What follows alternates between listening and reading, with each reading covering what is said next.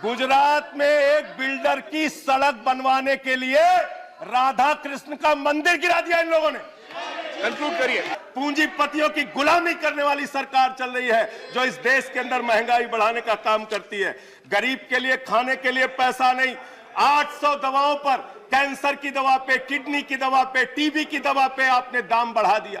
आपने अस्पताल के कमरे तक पे दाम बढ़ा दिया। 34,000 करोड़ रुपए बैंकों का घोटाला डीएचएफएल ने किया और 29 करोड़ रुपए भारतीय जनता पार्टी को चंदा दिया है। मान्यवर, इनसे हिसाब मांगना चाहिए। क्यों नहीं जाती ईडी इनके पास?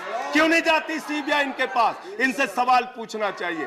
जीरो लगाते लगाते थक जाएंगे। एक इंसान को 2.5 लाख करोड़ रुपए और बच्चे के दूध पे टैक्स लगाते हो, आटा दाल चावल पे टैक्स लगाते हो, हिंदुस्तान के गरीब आदमी का खून चूसने का काम करते हो। सरकार किसके लिए चल रही मानव? यह सरकार किसके लिए चल रही है? इसको ध्यान से हमें सोचना पड़ेगा।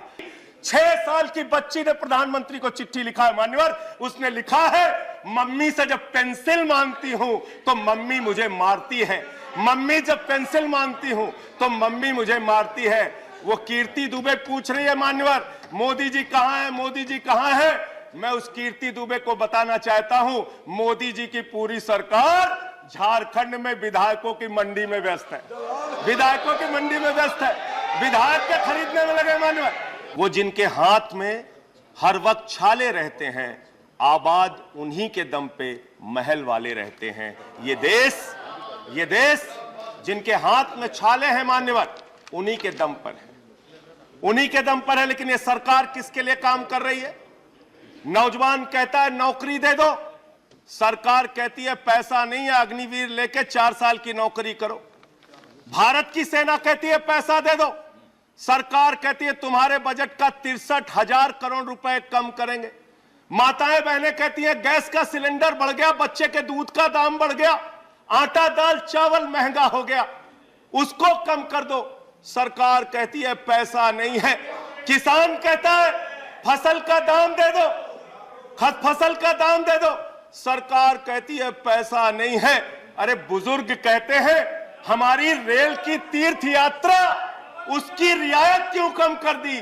सरकार कहती है हमारे पास पैसा नहीं है। देश के लोग कहते हैं शिक्षा का बजट तो बढ़ा दो, सरकार कहती है 2% से ज्यादा बजट नहीं है। अरे स्वास्थ्य का बजट तो ठीक कर दो, मोदी जी सरकार कहती है पैसा नहीं है। मानवर, ये पैसा गया कहां? किसके पास गया ये पैसा? अरे ये पैसा गया नरेंद्र मोदी जी के मित्रों के पास गया, मित्रों के पास गया। मैं आपको बताता हूं मान्यवर कहां कहां गया। 20,000 करोड़ रुपए लेके नीरव मोदी मेहुल चौकसी भाग गया। 10,000 करोड़ रुपए लेके विजय माल्या भाग गया। 3,000 करोड़ रुपए लेके ललित मोदी भाग गया। 6,000 करोड़ लेके नितिन संदेशरा भाग गया। और ये मेरी जानकारी नहीं है, ये मेरी जानकारी नहीं मान्यवर, इस सरकार ने बताया पूंजीपतियों का 11 लाख करोड़ रुपए माफ किया। 11 लाख करोड़ रुपए। आप जीरो लगाते लगाते थक जाएंगे मान्यवर, इतना पैसा इन्होंने पूंजीपतियों को माफ किया। और इस सरकार को एक सनक है, इस सरकार को एक सनक है, मोदी सरकार को एक सनक है। उसको ये सनक है हमको अपने मित्र को अमीर बनाना है, हमको अपने मित्र को अमीर बनाना है, हमको अपने मित्र को दुनिया का सबसे बड़ा अमीर बनाना है। और मालूम है मान्यवर उसको कितना कर्जा दिया इस सरकार ने? 2.5 लाख करोड़ रुपए, 2.5 लाख करोड़ रुपए मान्यवर, 2.5 लाख करोड़ रुपए। जीरो लगाते लगाते थक जाएंगे। एक इंसान को 2.5 लाख करोड़ रुपए और बच्चे के दूध पे टैक्स लगाते हो, आटा दाल चावल पे टैक्स लगाते हो, हिंदुस्तान के गरीब आदमी का खून चूसने का काम करते हो। सरकार किसके लिए चल रही मान्यवर? यह सरकार किसके लिए चल रही है? इसको ध्यान से हमें सोचना पड़ेगा। जब हम इसी सदन में किसान के काले कानून का विरोध कर रहे थे, हमें सस्पेंड करके बाहर कर दिया गया। 1 साल के बाद ये सरकार कहती है अब हमें होश आ गया, हमारी तपस्या में कमी रह गई, हम काला कानून वापस ले रहे हैं। क्यों भाई? 1 साल पहले कानून वापस ले लेते तो 750 किसानों को शहीद नहीं होना पड़ता। आज एक छोटी सी बच्ची, 6 साल की बच्ची ने प्रधानमंत्री को चिट्ठी लिखा है मान्यवर। उसने लिखा है मम्मी से जब पेंसिल मांगती हूं तो मम्मी मुझे मारती है। मम्मी जब पेंसिल मांगती हूं तो मम्मी मुझे मारती है। वो कीर्ति दुबे पूछ रही है मान्यवर, मोदी जी कहां है, मोदी जी कहां है। मैं उस कीर्ति दुबे को बताना चाहता हूं, मोदी जी की पूरी सरकार झारखंड में विधायकों की मंडी में व्यस्त है, विधायकों की मंडी में व्यस्त है। विधायक के खरीदने में लगे मान्यवर, विधायक खरीदने में लगे। ये पूंजीपतियों की सरकार चल रही है, पूंजीपतियों की गुलामी करने वाली सरकार चल रही है, जो इस देश के अंदर महंगाई बढ़ाने का काम करती है। गरीब के लिए खाने के लिए पैसा नहीं, 800 दवाओं पर, कैंसर की दवा पे, किडनी की दवा पे, टीबी की दवा पे आपने दाम बढ़ा दिया। आपने अस्पताल के कमरे तक पे दाम बढ़ा दिया। आपकी सरकार डीएचएफएल के लिए काम करती है। 34,000 करोड़ रुपए बैंकों का घोटाला डीएचएफएल ने किया और 29 करोड़ रुपए भारतीय जनता पार्टी को चंदा दिया है मान्यवर। इनसे हिसाब मांगना चाहिए।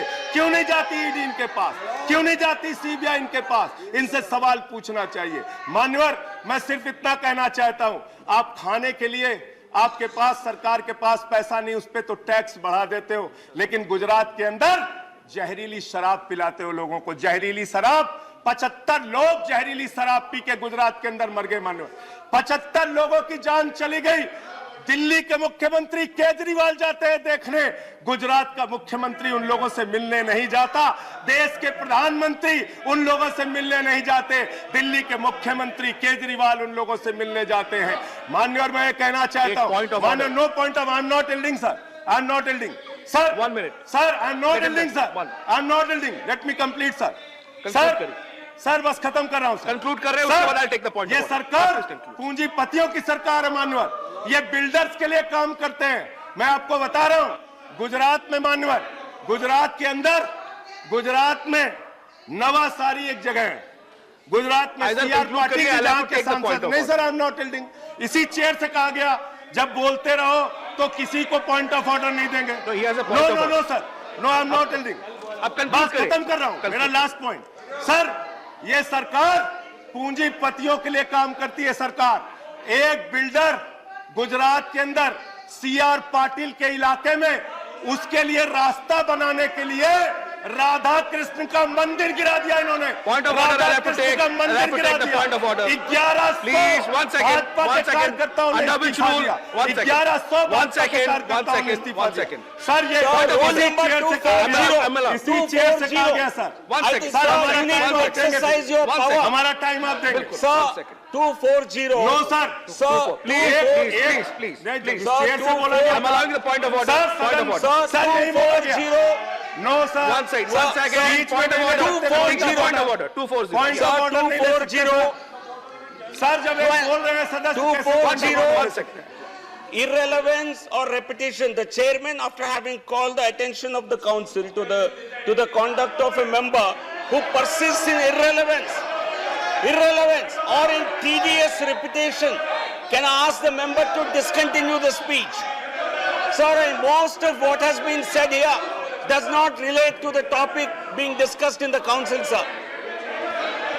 Taking your point is taken. Sir, a lot of what has been said does not pertain to the I'm subject. taking your point. You made your point. You made your point. Made your point. Please sit down. बैठ जाओ sir. He's concluding. बस खत्म।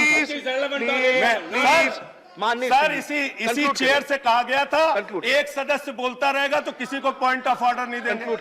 Sir खत्म कर रहा हूँ sir, मैं ये कह रहा हूँ, कल तक मैं ये कह रहा हूँ, ये सरकार, कल तक ये दूसरे कानून था। हाँ ठीक है, बैठ जाओ, कंक्लूड करिए, कंक्लूड बैठ जाइए, खत्म कर रहा हूँ। कंक्लूड करिए सर, मेरा समय खा रहे हैं लोग। सर, गुजरात में एक बिल्डर की सड़क बनवाने के लिए राधा कृष्ण का मंदिर गिरा दिया इन लोगों ने। कंक्लूड करिए ये बिल्डर्स की गुलामी कर रहे हैं। Please conclude, thank you.